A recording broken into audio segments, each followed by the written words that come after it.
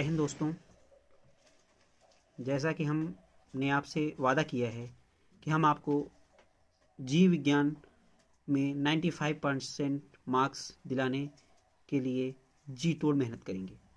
तो इस वादे को हम पूरा करते हुए कक्षा 12 के जीव विज्ञान के चैप्टर जीवों के विकास के दो सबसे महत्वपूर्ण क्वेश्चन, जो कि हर 2 साल के इंटरवल पे पूछा जाता है, हर साल लगभग पूछा जाता है, हर 2 साल में पूछा जाता है, या कहिए वो लघु उत्तरी, अति लघु उत्तरी, दीर्घ उत्तरी, सभी रूपों में वो हर साल आता ही आता है। तो उसका हम डिस्कस करेंगे।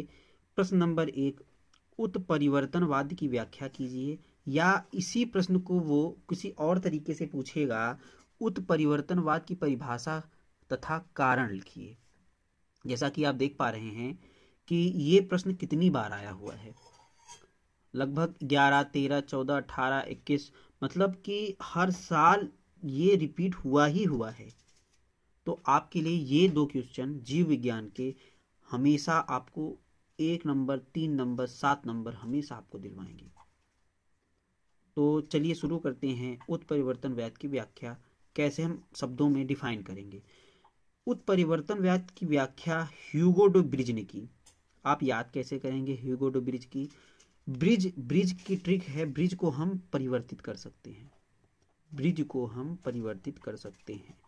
अब इसका एक अति लघु उत्तरीय रूप में प्रश्न पूछता है, अति लघु ब्रिज को हम परिवर्तित कर सकते हैं।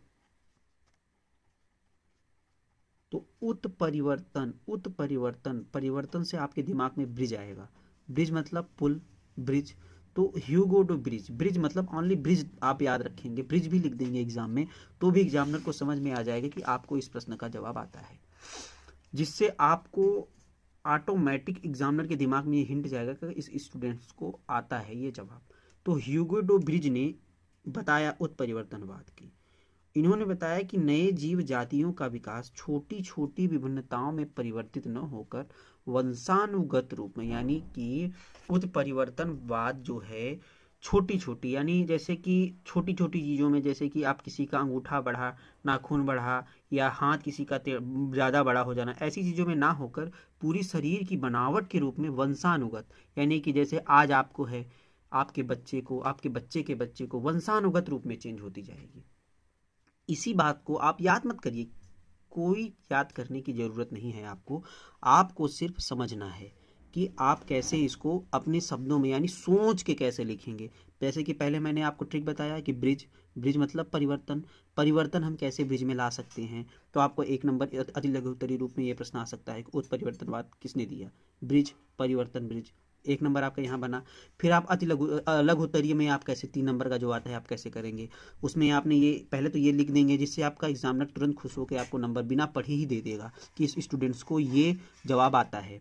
उसके बाद आप फिर भी अगर आपको लघु उत्तरीय में लिखना भी है तो आप कैसे कर सकते हैं कि जब विकास, जीवों का विकास वंशानुगत ही होता है, तो उसमें कुछ थोड़ा बहुत जोड़ जाड़ के आप लिखेंगे कि इन्होंने बताया कि नए जीव जातियों का विकास छोटी छोटी विभिन्नताओं में न होकर वंशानुगत रूप में परिवर्तित होती है।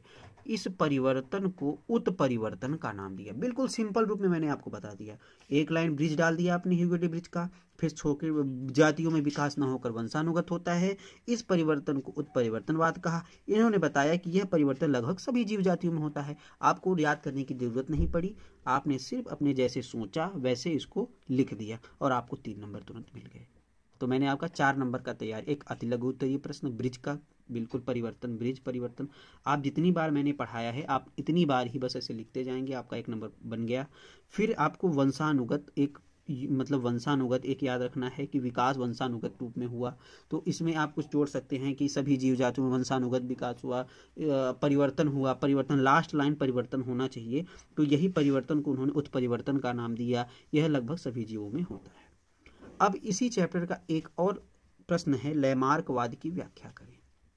जैसा कि आप देख पा रहे हैं ये लगभग सभी बोर्ड्स के एग्जाम्स में आया हुआ क्वेश्चन है, लैमार्कवाद की व्याख्या करो। लैमार्क को विकासवाद का जनक कहा जाता है।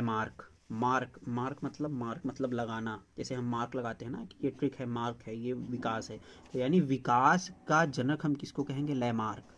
आप याद कैसे करेंगे? लैमार्क यानी मार्क, यानी जिसमें मार्क लग गया वो विकास करेगा। तो लैमार्क को विकासवाद का जनक कहा जाता है। वातावरण के परिवर्तन के कारण जीव की उत्पत्ति, अंगों का व्यवहार या अव्यवहार। ये कहने का मतलब है कि लैमार्क ने एकदम सिंपल शब्दों में ये कहा कि जीव वातावरण में के परिवर्तन के कारण जीव के वंशानुगत चेंज होता है। यानी कि अब जैसे कि ह्यूगो डी ब्रिज ने क्या कहा, ह्यूगो डी वंशानुगत रूप में छोटी छोटी चीजों में ना होकर हुआ, लेकिन लैमार्क ने कहा पर्यावरण के कारण वंशानुगत चेंज हुआ। अंगों के व्यवहार अव्यवहार। अब व्यवहार अव्यवहार का आपका क्या कहना है? व्यवहार अव्यवहार का मतलब है कि जैसे कि जिराफ हुआ, जिराफ व्यवहार कैसा था कि पहले पत्ती उन्होंने छोटी छोटी जो नीचे की पत्तियां थी उन्होंने खा ली, फिर नीचे की पत्तियां ना बचने के कारण उन्होंने ऊपर और टहनियों में पैर उठा उठा के खाने से गर्दन उनकी लंबी होती गई। इसी अब जैसे सर्प हुआ, सर्प पहले पूंछ तो पहले उनके पैर थे, लेकिन उन्होंने पैर का यूज ना समझ के सरकते सरकते उनका पैर गायब हो गया। इसी को व्यवहार अव्यवहार कहा गया है। यानी लैमार्क ने विकासवाद का जनक कहा जाता है। वातावरण के परिवर्तन के कारण जीव की उत्पत्ति, अंगों का व्यवहार अव्यवहार, जीवन काल में अर्जित गुणों का जीवों द्वारा अपनी संतानों में दिखता है। यानी आप इसको इस कठिन शब्दों में ना लिखिए, इसको एकदम सिंपल भाषा में भी लिख सकते हैं कि पर्यावरण के परिवर्तन के कारण व्यवहार व्यवहार से जीवों के संतानों में इसका परिवर्तन देखा जाता है। लैमार्क के इस सिद्धांत को व्यवहार अव्यवहार का सिद्धांत भी कहते हैं। अब इसमें भी आपका 4 नंबर बना। सबसे पहला प्रश्न इसमें अति लघु उत्तरीय प्रश्न ये है कि लैमार्क को विकासवाद का जनक कहा जाता है। लैमार्क को विकासवाद का जनक कहा जाता है। प्रश्न आता है अति लघु उत्तरीय में कि विकासवाद का जनक किसे कहा जाता है? तो विकासवाद का जनक लैमार्क को कहा जाता है। जैसा कि मैंने आपको याद कराने के लिए बताया कि हम लगाते हैं मार्क लगाया, मार्क से हमें पता चला विकास, यानी विकास का जनक लैमार्क। ऑप्शन में रहेगा अति लघु उत्तरीय रूप में, तो आप लैमार्क याद कर ही रहेंगे कि विकास मार्क तो लैमार्क, जिससे आपका अति लघु उत्तरीय तैयार हुआ। प्लस आपका लघु उत्तरीय में आप ऐसे व्यवहार अव्यवहार बस इसका याद कर लेंगे, जिससे लैमार्कवाद आपका आसानी से तैयार हो जाएगा।